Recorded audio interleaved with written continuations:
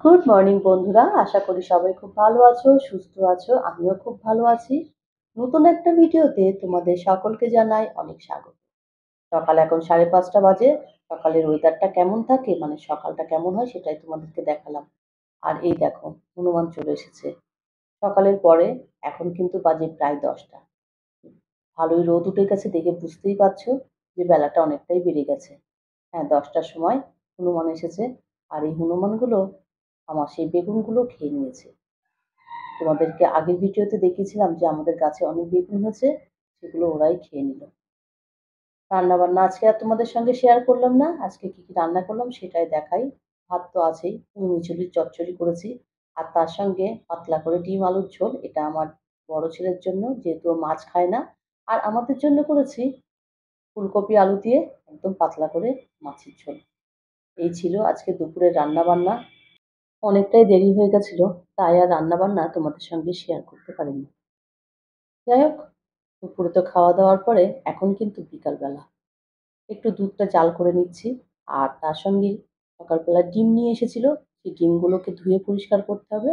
তাই সেই কাজটা করে রাখবো।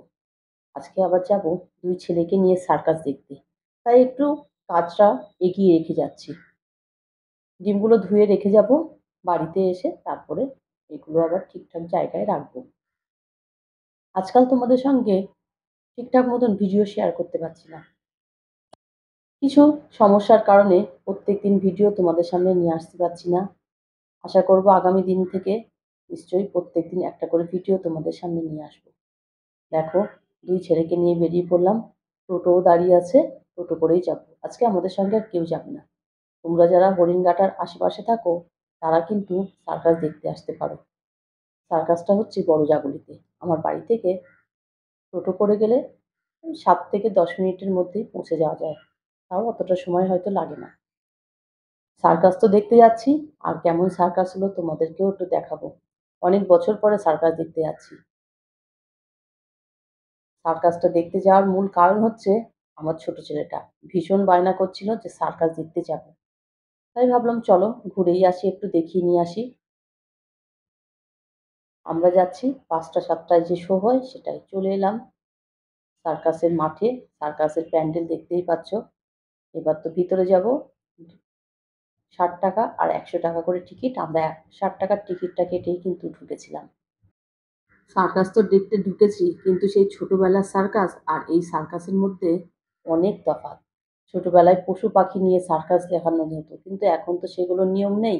তাই সার্কাসের মধ্যে সেই রকম যে একটা উম, আকর্ষণ জিনিস ছিল না। মানে সার্কাস দেখার কোনো মজাই ছিল না। কিন্তু ওই যে দেখতে হয় তাই দেখতে গেলাম ছেলেদেরকে নিয়ে। ছোটবেলার কথা খুব মনে পড়ছিল আজকে, যে আমরাও এরকম ছোটবেলায় সার্কাস দেখতে যেতাম। কতটা জায়গা জুড়ে সেই সার্কাসগুলো হতো, কারণ অনেক পশু পাখি নিয়েই তো হতো। কিন্তু যত এখন সব নিয়ম পাল্টেছে, সব কিছু চেঞ্জ হয়েছে, তাই পশু পাখি আর অ্যালাউ নেই। এদিকে দেখো সার্কাস শুরু হয়ে গেছে, কিন্তু আমার সত্যি কথা বলতে কি সার্কাস মোটেই ভালো লাগেনি। বাচ্চাদের জন্য যাওয়া, দেখতে হয়, তাই একটু মন দিয়ে দেখলাম। যাই হোক, তোমাদের আশেপাশে কোথায় সার্কাস যদি হয়ে থাকে অবশ্যই একবার করে দেখে আসবে, মানে সে পুরনো স্মৃতি একটু ফিরে পাবে। আর এদিকে দেখো চিপস নিয়ে ঢুকেছিলাম, আমরা সবাই মিলে চিপস খাচ্ছি। দেখতে দেখতে বাইরে কিন্তু অন্ধকারও হয়ে গেছে। এ পর্যন্ত যে সকল বন্ধুরা, দিদিভাইরা, আপুরা, বোনেরা আমার সঙ্গে ছিলে, তাদের সকলকে জানাই অনেক অনেক ধন্যবাদ। তার সঙ্গে রইল অনেক ভালোবাসা। ভিডিওটা যদি তোমাদের ভালো লেগে থাকে একটা করে লাইক দিয়ে দিও।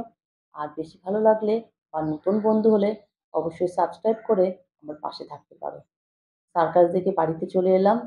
আর এদিকে দেখো চা খাবো, তাই চা চিনির এই কৌটোগুলো সকালবেলায় ধুয়ে দিয়েছিলাম। আবার নতুন করে চা চিনি ঢেলে রাখলাম, কারণ এখন একটু চা করব। চা খেয়ে নিয়ে ছেলেদেরকে নিয়ে পড়াতে বসাবো।